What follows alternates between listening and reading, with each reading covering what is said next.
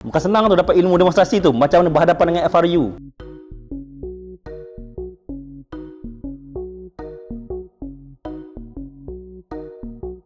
Saya dengar kes Tuan Afian ni dengar macam sebiji macam saya. Sebiji dari segi apa tu? Dari segi saya baru tahu Tuan Afian ni pun kes macam saya juga, iaitu kes lari bidang. Dari bidang. Kan, buat benda lain, belajar benda lain, dah spend masa bertahun-tahun belajar, dapatkan degree, and then tahu-tahu masuk bidang kewangan. So boleh tak Tuan Afian kongsikan, saya tak nak bagi spoiler kan. Kongsikan Tuan Afian dulu bidang apa? Apa yang menyebabkan Tuan Afian masuk specifically bidang kewangan ini? Saya dulu bidang undang-undang lah. Undang-undang? Undang-undang. Kalau tak ni lawyer ni? Kadang mungkin saya jadi hakim ke. Oish, main hakim Dia kan rakyat hakim negara. Sekarang jadi hakim negara kan. Betul? And not only that, macam cerita apa? What if What if lah. Yang Muhammad What if. Dekat universe lain, saya sebagai hakim. Ni hakim ni. Yang main kan? Okey. Macam mana boleh tukar tu? Masa saya final year, saya dulu ambil bidang undang-undang di UIA kan. Okay. Habis Alma dan mater UIA ni. tidak ada satu subjek law pun yang saya fail. Sebab kadang-kadang orang kata, oh ni tak pandai ni. Saya sidang. Sebab ada cakap macam tu. Ya, betul. Sebab saya masa konvo, sampai sekarang saya tak ambil gambar konvo tu. Sampaikan junior saya cerita kat saya, dia pergi kedai gambar, token tanya, ini dia tak nak ambil lagi, you ada kenal tak? Tolong bagi tahu dia bila nak ambil gambar. Serius ah? Ya. Macam ni tau, saya belajar law, ambil bidang law tu dalam keadaan tak sengaja. Tak sengaja saya terambil sebab saya tersalah faham masa isi borang UPU. Saya isi borang, saya perlu sekolah agama tu nak ambil bidang syariah. Okey. So dalam tu tulis degree syariah dan degree sivil. Okey. So saya dah ingat masuk matrik, lepas tu boleh sambung terus degree syariah. Rupanya tidak. Kena ambil sivil dulu, second degree syariah. Dan saya tahu lepas masuk dah masuk ta'aruf week, minggu orientasi baru tahu.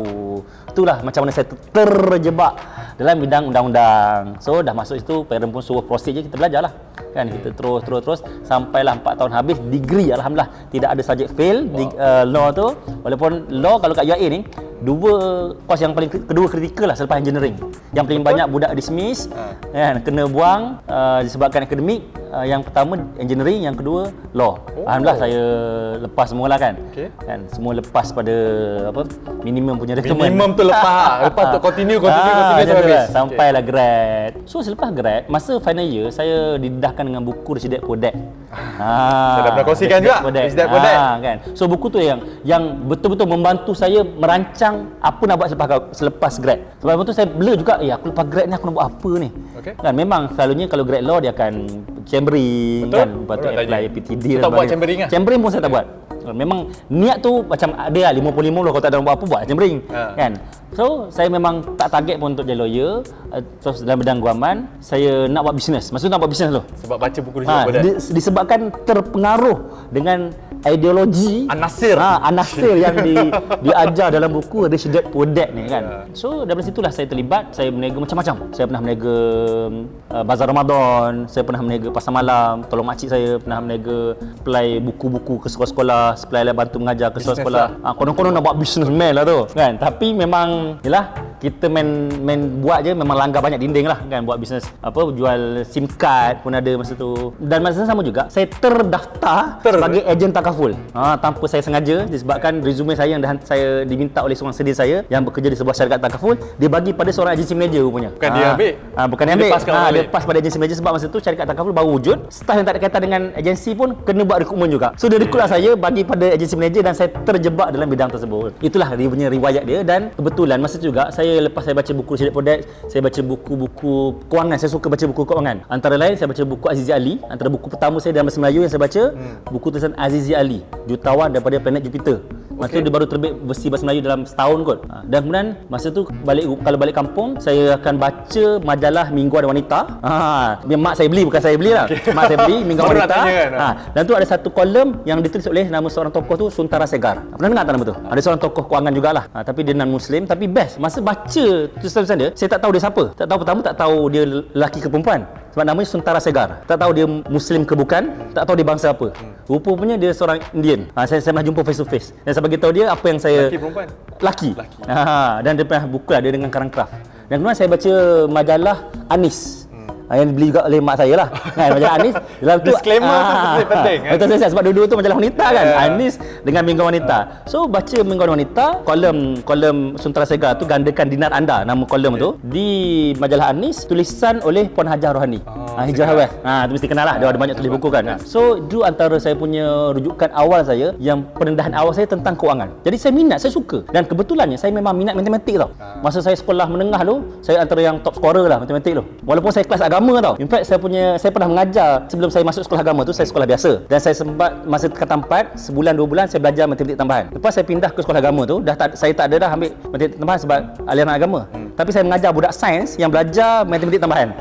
Bab pertama bab kedua lah masa tu. Saya tengoklah apa dia punya ni. Dan saya suka matematik ni. Saya suka bisnes dan juga prinsip akaun saya antara yang scorer lah. Saya suka. Dan kemudian masa kat Usti ada subjek tentang probate and succession, tentang faraid, tentang pewarisan pusaka pun saya suka. Jadi kalau orang kata sia-sia je belajar tinggi-tinggi tak praktis. Saya praktis. Cuma saya praktis dengan gaya saya lah.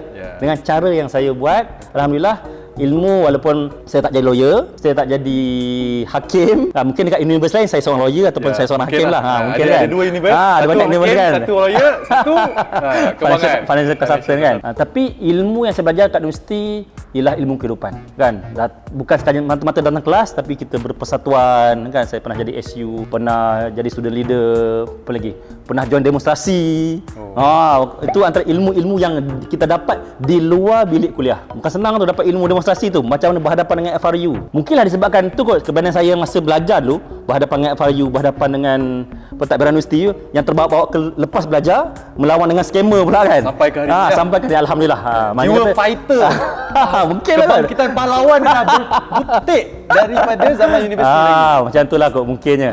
Sebab apa yang menyebabkan Tuan Afian masih lagi dalam industri kewangan ni? Apa yang membuat selain daripada matematik kan, apa motivasi tu? Dia faktor utama sebab saya passion lah. Saya sangat passion dalam bidang kewangan ni. Walaupun bidang kewangan ni, saya ambil contoh lah bidang takaful. Bidang takaful ni bisnes yang paling banyak rejection. 10 orang kita jumpa, 20 orang reject kita.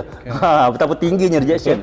Tapi sebabkan saya passion tu maksudnya apa? Saya suka bercakap tentang kewangan. Saya suka menulis tentang kewangan. Saya suka bagi talk tentang kewangan. Contoh bila Dr. Adam panggil saya kat sini. Saya terus okey, saya suka. Jauh walaupun berapa dia datang sini kan dengan hujan lebat dia datang. Sebab saya suka berkongsi tentang kewangan ini. Jadi itu sahaja podcast bersama jemputan istimewa kita pada hari ini. Dan kalau anda nak tahu lagi tips-tips kewangan yang lain, bagaimana nak buat pelaburan, apa itu ASB, apa itu Secris, bagaimana nak membeli rumah pertama anda, nak beli kereta, senang sahaja. Hanya pergi ke channel YouTube Dr. Adam Zubaid. Kat situ saya ada buat beratus-ratus video yang anda boleh binge watch. By the way, siapa lagi yang anda nak saya jemput sebagai tetamu istimewa podcast siri di dalam channel YouTube Dr. Adam Zubaid ini? Nyatakan dalam ruangan komen di bawah. Mana tahu pilihan anda akan jadi tetamu istimewa yang seterusnya. Saya akan jumpa anda dalam video seterusnya.